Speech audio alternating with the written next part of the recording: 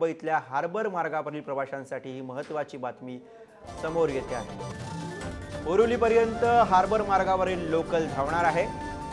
Harbour local सध्या गोरेगावपर्यंत आहे आणि हीच हार्बरवरची लोकल आता बोरिवलीपर्यंत धावणार आहे। सध्या गोरेगावपर्यंत धावणारी हार्बरची लोकल आता बोरेगावपर्यंत धावणार आहे।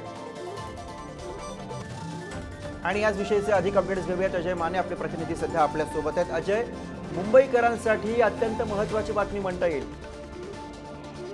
गुरु, आपण जर पाहिलं तर 2023 आणि 24 या आर्थिक वर्षात पश्चिम रेल्वेवरील प्रवाशांची संख्या जी ती वाढलेली आहे। सध्या छत्रपती शिवाजी महाराज या टर्मिनलवरून गोरेगाव पर्यंत जी ती हार्बर सेवा पुरवण्यात येत आहे।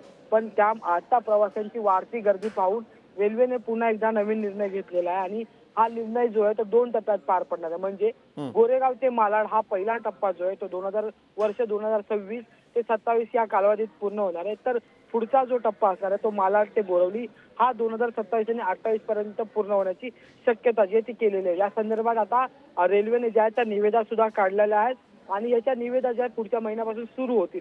सगळ्यात महत्त्वाचं म्हणजे या संपूर्ण प्रकल्पाला जो आहे तो 825 कोटींचा खर्च जो आहे तो येणार आणि त्यासाठी रेल्वेने निविदा काढल्या।